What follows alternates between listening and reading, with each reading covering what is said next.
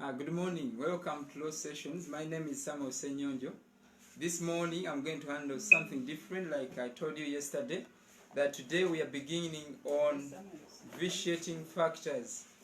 I'm going to be discussing vitiating factors. We've seen the elements of contract, and that is what we've been dealing with.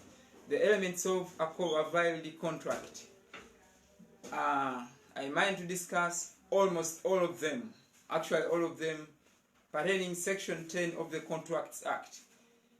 So after making the contract, you've done the contract, there are express terms in the contract, there are implied terms in the contract, you put all that. The contract is done. The contract is finished. You've agreed on the rights and duties of each parties. After you doing the contract, there is what we call vitiating factors. What are vitiating factors? It is what I'm going to be discussing in the next episodes, or in the next sessions, like 6 to 7 next sessions. I'm going to be discussing the vitiating factors. Well, this morning, welcome everybody who's coming, and this morning is going to be so interesting about the vitiating factors. We're going to understand what can vitiate the contract. Vitiate is like what can make the contract illegal, or void, or voidable. What can make the contract not binding to the parties. Vitiating factors, those are the things that can make the contract not to be binding on the parties. Yes, the contract was done, it was concluded, but look here, this can vitiate the contract. Look here, this can make the contract illegal. Look here, this can make the contract void, or voidable, or illegal. That is what I'm going to be discussing in the next episodes. It's a good morning. It's a good morning. A wonderful good morning, Susie. So I'm going to be discussing the vitiating factors. And prima facie, I'm saying that prima facie the contract, or on the face of it, the contract may look so good, may look nice. But if you look intently, there are some factors that can make it illegal. There are some factors that can make it voidable. There are some factors that can make it void. They are what we call vitiating factors. So it is what I'm going to discuss. And the examples of vitiating factors that we are going to be looking at, number one, we have what we call undue influence. It is what I'm going to discuss today. So we have undue influence, we have duress, we have coercion, we have misrepresentation, and we have fraud. Then actually, number 6, illegality. So I'm going to discuss those factors in the next episodes. The factors that can vitiate a contract. The factors that can render the contract null and void. I'm saying, number 1, those factors are 1, undue influence. 2, fraud. 3, coercion. 4, illegality, misrepresentation. So those factors can render the contract null and void. And mistake, there's what we call also mistake. A mistake. I'm going to be discussing those factors. So I just wanted to mention what we are going to be handling in the next sessions. So this morning, I'm going to discuss what we call undue influence. And if you have your Contracts Act, turn with me, Section 14 of the Contracts Act. That is where we find that thing of undue influence, the factor of undue influence. And let me read Section 14(1) of the Contracts Act. It says, a contract is induced by undue influence where the relationship subsisting between the parties to a contract is such that one of the parties is in position to dominate the will of the other party and uses that position to obtain unfair advantage over the other party. I repeat, what is undue influence according to Contracts Act Cap 2010, Section 14, subsection 1? It says, a contract is induced by undue influence where the relationship subsisting between the parties to a contract is such that one of the parties is in position to dominate the will of the other party and uses that position to obtain an unfair advantage over the other party. So what is undue influence? Undue influence happens where one of the parties to the contract has authority over the other party, and this party that has the authority influences the other party to the contract to the disadvantage of the other party. So this party has authority, the other party has no authority. So this party that has no authority, that has no power to do certain acts or to perform a contract. So that is called undue influence. So I'm going to be breaking down what is undue influence. I'm going to be breaking it down. What is undue influence? Now, examples of undue influence. Some exceptions to undue influence. So, in contract, like I told you that contract, there must be free will. Each and every party that is contracting must have the free will. You must consent on your own. You must not be coerced. You must not be influenced unduly. You must not be forced to enter into a certain contract. There must be free will. All parties must have free will. So many contracts, prima facie, or on the face of it, may look that there was no force, but if you look intently on it, or the actual fact that may be that the other party or one of the parties to the contract influenced the decision of the other party. So it is an equitable remedy. The courts of law may set aside that contract if it is found out that the contract has been influenced, unduly influenced. It has been this party has influenced the other party. So like it is like rank thing in the army. One of higher rank may influence the juniors. So it happens in contract. If you've been influenced, if it is not out of your free will, then you may run away or out of the contract. We call it undue influence. Undue influence is may arise out of age. Say someone is older in their advanced age. So if I'm a young person, 30s, I may influence the other party. That is number one. Number two, it may arise where a person is a dependent to the other, like parent and the children. So because the parent get their sustenance from the, the children get their sustenance from the parents, so the parents may influence the children to make a certain decision. And number three, mental capacities. So it may be out of mental capacities where someone is ill mentally, maybe due to sicknesses or sanity or insanity. So this person who is sane may influence another person who is insane. That is about age. So it may arise out of age, because of age, because of mental capacities. It may arise because of dependence, when one party is depending on the other party. That is one category. And another category, almost they are the same categories.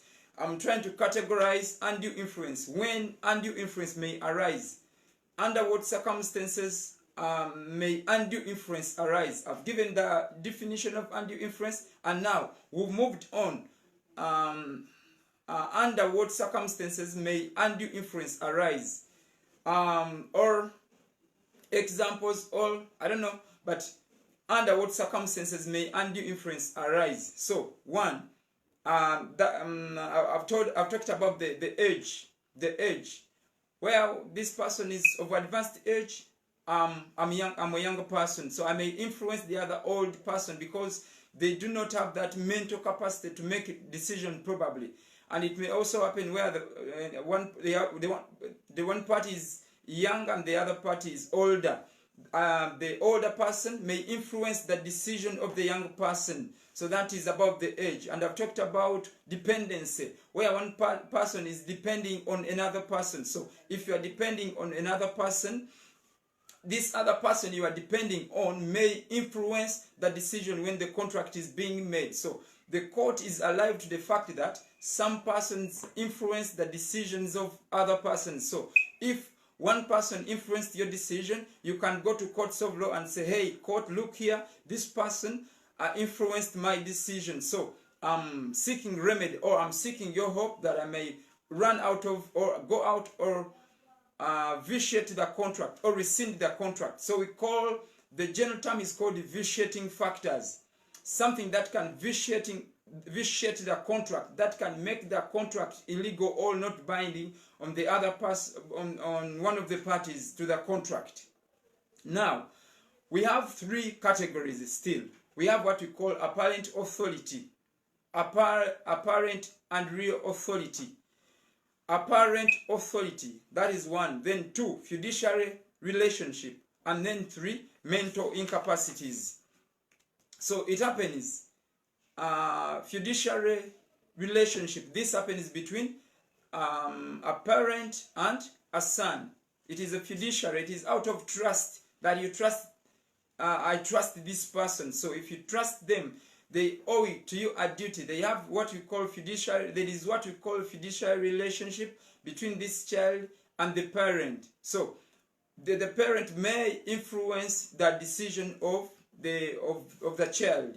So we have a variety of examples where undue influence may be exhibited. So one of the examples is between a parent and a daughter or a son. Parent, daughter. A parent may influence the decision of the child when they are making a contract. That is example number one. And example number two, we have a trustee and a beneficiary. The trustee may influence the decision of beneficiaries. So a trustee, a beneficiary. Then number three, we have an advocate, or a lawyer.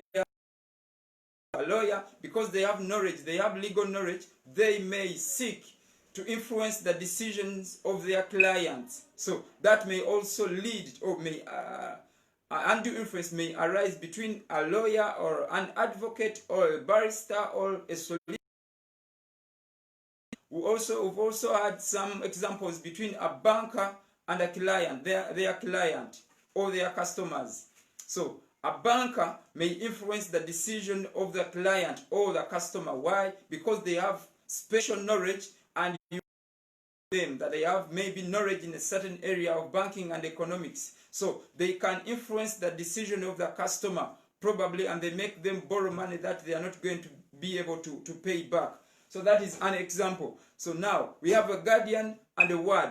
If you're a guardian and a ward, you know, maybe your parents died and you are under the guardianage. So the relationship that exists between a guardian and a ward, it is called a fiduciary relationship. And that, because of that relationship, the guardian may influence the decision of the ward. And then we have spiritual advisors and the advisees. You have your father, you have your pastor, you have your cardinal, I don't know, doctors these days. So they may influence the decision. So you have your pastor, you trust them. They have that, what we call a fiduciary relationship. So they may influence the decision, your decision. So the court is mindful of all that. And we have a wealth of cases. Though I'll discuss a few cases, yeah, because we need to move on. And maybe for those who are interested in studying law, I'll give such other cases. So we have a doctor or a physician and a patient. That may also arise. Here we have a doctor, and on the other side we have a patient. So that is also a relationship that can lead to what we call undue influence. So in simpler terms, undue influence happens where this person has authority over the other, and they use that authority of the relationship between them and the other person to influence their decision. Yes, you've heard of parents when you bring maybe you want to introduce, and they tell you, no, you cannot introduce that man here. That they do that because of the fiduciary relationship that exists between you and them, because they produced you, they brought you up, and you have that trust in them, so they can influence you on some decisions. So if they influence you when we are making a contract, that can vitiate a contract, or it can make the contract illegal. The contract can be annulled. It can be illegal. It can be declared null, void. Why? Because there was no free consent. In law of contract, they value what we call free consent. Like when I was discussing on what we call consideration. If I sold you my car, but the car is quite expensive, probably 100 millions, but you gave me 10 millions, it is what we agreed. You cannot go to courts of law suing me that I gave you little money. Why? Because there was free consent. That is what we agreed. I told you our consideration need not be adequate, but as long as there is any consideration. So in law, we value what we call free consent of parties. So if there is no free consent of parties, when you've been forced, say, by your parents to do a certain decision, then you may go to courts of law. That is from equity. That is a remedy from equity. I told you about common law and law of equity. And I gave an example for you who read the Bible. Common law is like the Old Testament, and the law of equity is like the New Testament, the testament of grace that was brought by Jesus Christ. So common law was so rigid. It was very, very strict and rigid. You couldn't get some remedies. Like here, the history of undue influence. It goes back way in the 1900s. Actually, common law is the culture of UK. Common law is culture of UK. So what happened before? Common law was not a remedy. You couldn't go to courts of law that my parents influenced me to make this decision. Why? Because a child was a child. Even if you have 20 or 30 years, you remained a child. So you couldn't take your parents to courts of law. That was impossible. Even if the decision they made wasn't good when you are making the contract, you couldn't sue them. Why? Because you are a child. Actually, common law, some of the common law culture or customs are more or less than those we have here. A parent and a child. Can you imagine a child suing a parent? No, it couldn't. So equity, the law of equity came in to remedy that. The law of equity had to come in to remedy that thing of a child when you've been forced to enter into a certain contract, and more so it is for your disadvantage. Then you can go to courts of law for remedies. That is what we call undue influence. Hope we are clear about that. So we have two types of undue influence. Number one, we have what we call actual undue influence, and we have what we call presumed undue influence. Under actual undue influence, it is more or less like a coercion. They force you somehow. They don't threaten you, but somehow they force you to enter into a contract. Like, it is actual, it is real. It is real. They tell you, Samuel, enter into this contract. I will discuss coercion, duress. I will discuss duress as a vitiating factor, but I want to limit and restrict myself on undue influence. So actual undue influence is real, is actual. They kind of force you to enter into a contract. So it is what we call actual undue influence. Held in the case of Barclays Bank versus O'Brien. Barclays Bank, then versus O, we put that hyphen B-R-I-E-N. It was decided in year 1993. It was decided in year 1993. They came up with those two classifications, actual undue and then presumed undue influence. So the requirement or the test in both, the requirement, what the court is going to base on in order, what are the courts going to base on in order was undue influence. We have one test. They are going to base on this test that was it on the disadvantage of the plaintiff or the party suing. If it is or it was on the disadvantage of the party who is suing, then it amounts to what we call undue influence. So undue influence happens when it is for your disadvantage. So if this parent taken maybe the child to borrow money for their education or what, if it is for their advantage or for their company or what, then it is for their advantage. So if it is for your advantage, then you cannot sue for what we call undue influence, save where it is for your disadvantage. saying that there was undue influence, you have to prove that it was not for your disadvantage. So if it was not for your disadvantage, then it is not going to amount to undue influence if it is for your disadvantage. And that same holding or that same requirement was held in the case of CIBC mortgages versus Pitt. CIBC mortgages versus Pitt. Pitt is P-I-T-T. It was held in the year 1993. So this was a widow, and the husband had passed on, but before he passed on, they had mortgaged the house. So the husband paid off the mortgage. After him paying off the mortgage, this lady or the woman, the widow, again went for another mortgage, for another loan. When she went for another loan, she failed to pay the loan. So after failing to pay the loan, the bank, of course, you know the banks, the bank had to take the mortgage, the house. So what the lady did, the lady sued the bank for the mortgage, for the house. She wanted to retain the house.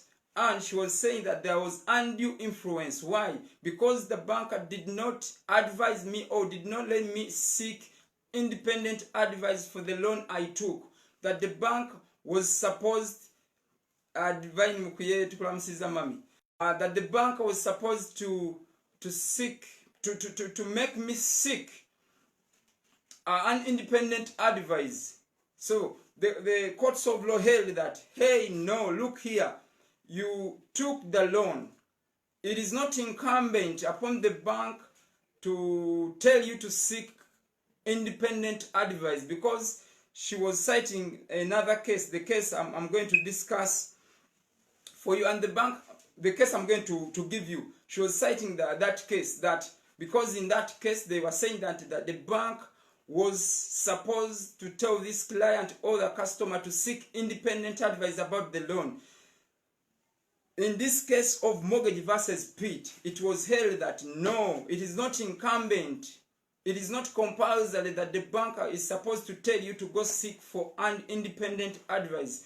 And the conclusion of the court was that there was no undue influence. Why? Because it is for your advantage. Actually, the borrowing of the money was for the advantage of this lady. So she couldn't claim that it was for her disadvantage. She couldn't claim that the bank did not allow her to seek for independent advice. That is your business. It's not the business of the bank. So the conclusion was that if it is not for the disadvantage of this person who has brought the case, then there is no undue influence.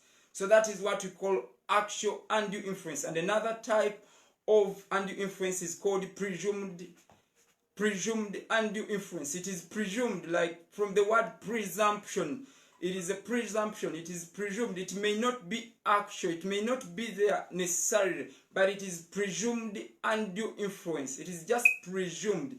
So, under presumed undue influence, what you need to prove is the relationship between the plaintiff and the defendant. You just need to prove that I had a relationship with this person. So, that relationship, maybe yes, like that example, I am a son, is my father. So if I am a son and is my father, so we are going to have what we call presumed undue influence. That there must be undue influence. Why? Because the relationship is that fiduciary relationship. It is the relationship between this son and is a son and the father. It's a son and the mother. So due to the fact that he's a son and the mother, so there must have been undue influence somewhere. The father or the mother must or might have influenced this daughter or the son somewhere, somehow. So what you need to prove under presumed undue influence is one, the relationship.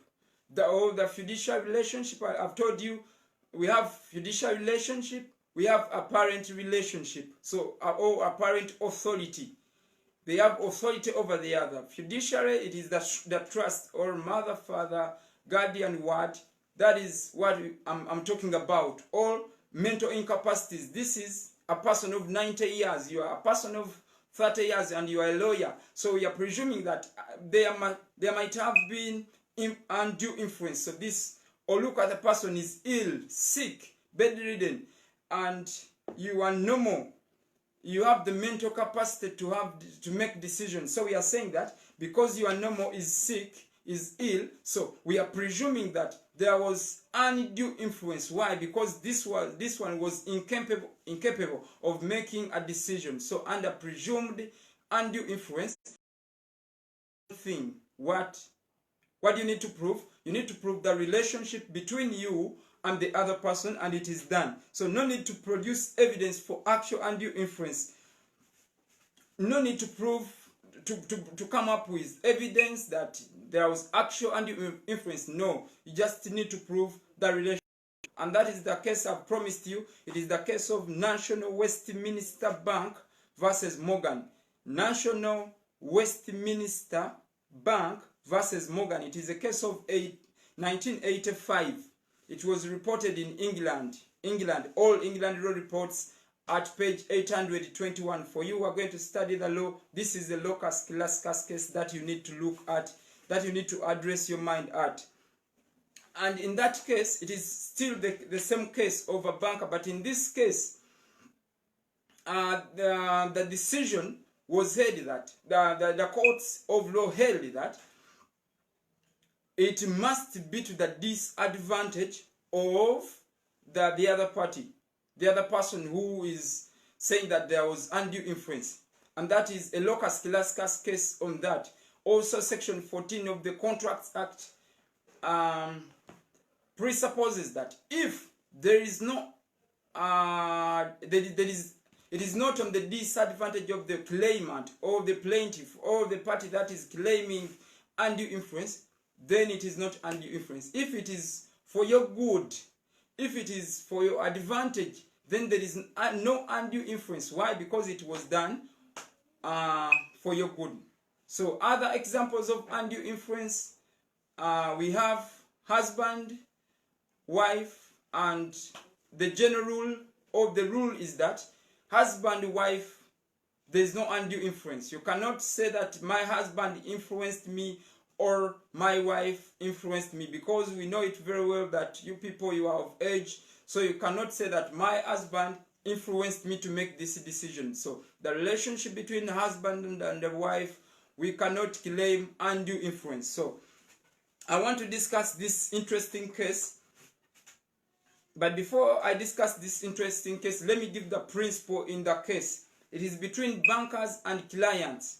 So the general rule is that a banker and a client, undue influence cannot be exhibited.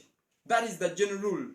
That the relationship between a banker and a client or customer cannot amount to that one. That can bring undue influence. It cannot. But that is the general rule. Like I've been telling you that each and every general rule we have in law, it has some exceptions. So the exceptions we have found refugee in the case of Lloyds Bank versus Bundy. This is a locus classicus case that everybody may need to read. Lloyds, the spelling is Lloyds, Bank versus Bundy. Bundy is Bundy.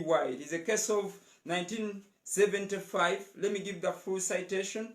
It is 1975 QB, that is Queen's Bench, at page 326. The way I love Paul in the Bible is the way I love the judge who was in this case. The judge is called Lord Denning. Lord Denning is actually the wisest judge the world has ever had. I was there in between 1940s and I think he died in the 1990s. He was very wise and he did a lot for the development of our law. So you are going to offer law, or even if you are not going to offer law, you may need to go to Google and probably look at Lord Denning and the works and the decisions. He was very, very, very wise. Actually, he went to the Supreme Court of England, that we call it House of Lords, and he had to come back in the appellate court. Why? Because it was the lords, actually they call them lords. The lords were disagreeing with his opinions by then. But over time, his dissenting judgments, or the judgments he gave over a period of time, they were accepted as good judgments, and up to now we are still looking at them as good judgments. Like this case, it is a case of 1975, but it is still the case we are using, because he laid out some principles in that case. You need to look at Lord Denning. Go and search about Lord Denning. He's a very wise guy. I admire him. He's a nice one. He gave good judgment. So what happened in this case? What happened in the case of Lord Bank versus Bandy? This is the old money. Went to the bank, probably this Lord's bank, for a loan. When he went for a loan, the loan was for the son, actually. For the son had a company, so it was not performing very well. So they went for a loan. This father, because he was a client to this bank, he went for a loan. So when he went for a loan, they gave him the loan. And thereafter, after using the loan, the bank advised the father that in order to boost that company, you need to come back for another loan. And probably you give us a mortgage, another mortgage. So this was the advice of the bank, that yes, we gave you that loan. It has not worked out well, but what you need to do, come back and we give you another loan so that you may boost the company of your son. But remember, I've told you the company was not performing well. Actually, the good advice would be that, no, please, don't put in other money. But the advice of the banker, the assistant manager, was that come back for another loan and bring the mortgage for the same. So what the father did, he took up the mortgage, and after that, they were given the money. So after being given the money, the company actually collapsed. After the company collapsing, the bank came and they wanted to take the mortgage, the property. This farm had put like for a mortgage, like security. So they wanted to take the property. So this man said, hey, look here, no, it cannot go that way. Let me go to courts of law. Maybe I may get some remedy. So the case went up to the appeal. From the court of the first instance, it went to appeal.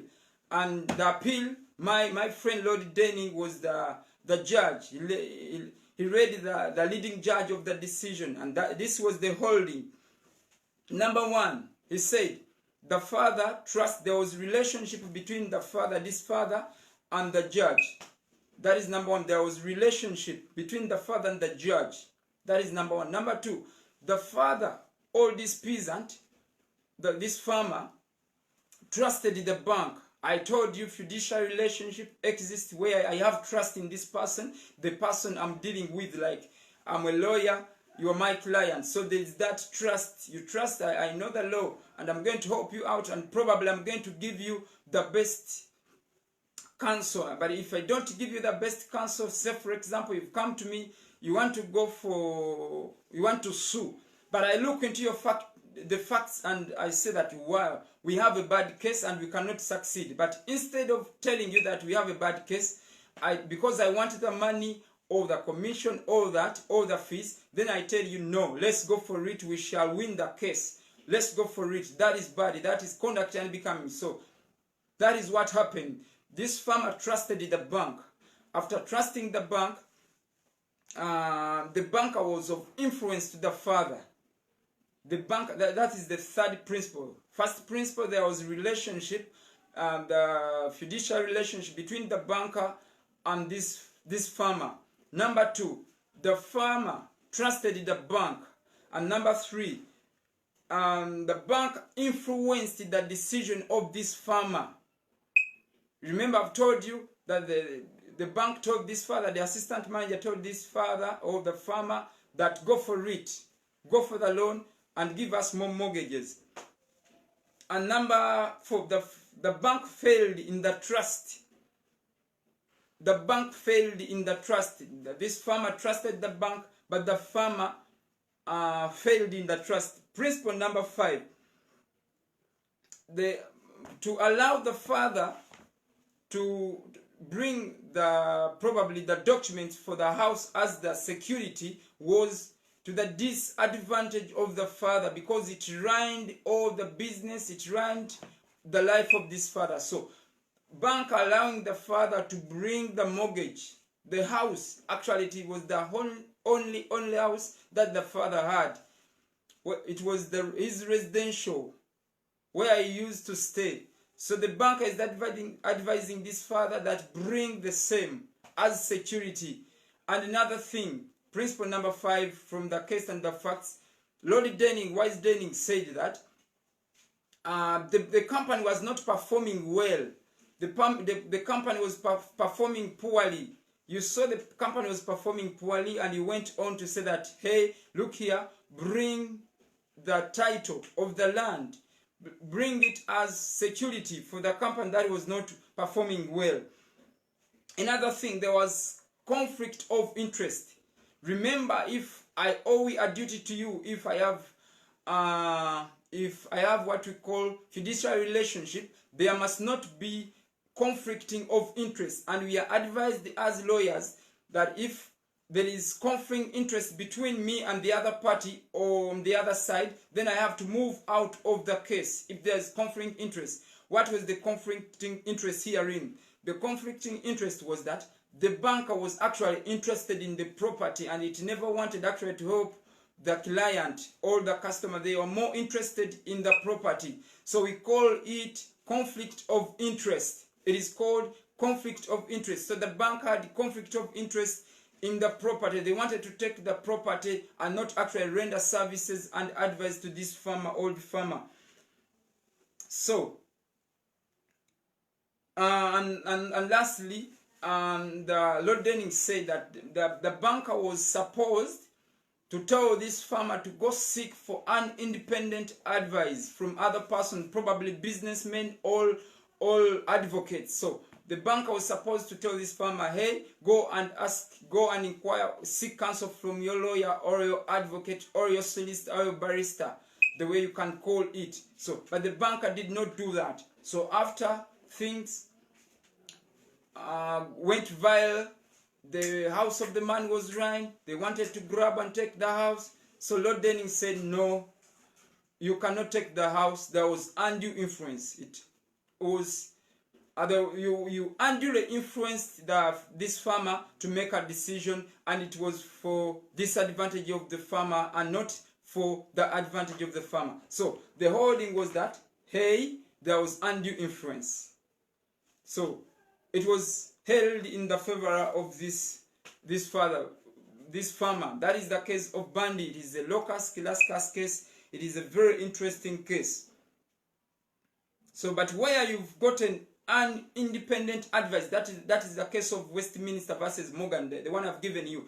This lady actually got independent advice, and number 2, it was for the advantage of the lady. So she couldn't again come and plead that I was unduly influenced. So undue influence occurs where it is done to the disadvantage of the party that is suing, the one we call claimant or plaintiff in law. Is the party that is suing in law of contract, we call them claimants or we call them plaintiffs. And on the other side we have defendants. So if it has not acted against the claimant, then it cannot be undue influence. I want to pick up from here on Monday, but let me summarize what I've discussed today. I'm saying that we've begun what we call vitiating factors, the factors that can vitiate or that can make the contract void. We have a variety of factors that can make the contract void. Prima facie, you may look at it as if the same is valid, is okay. But if intrinsically you go deep into it, you may find that there are some factors that may vitiate it, that may make it void or voidable or illegal. So those are the factors I'm going to be discussing in the next 7 to 8 episodes, and this is the first episode about factors that can vitiate a contract. And I've told you, we have undue influence, we have duress, we have illegal. There are some contracts which are illegal that can automatically vitiate the contracts. We have misrepresentation, that is kind of lie. We have mistake of fact. I'm going to be discussing that mistake in regard to how it can vitiate the contract. And number 6, I'm going to be discussing what we call fraud. So those are the factors. There are 6 factors that can vitiate the contract or that can render the contract null and void. Thank you for listening to less sessions. We meet on Monday. God bless you.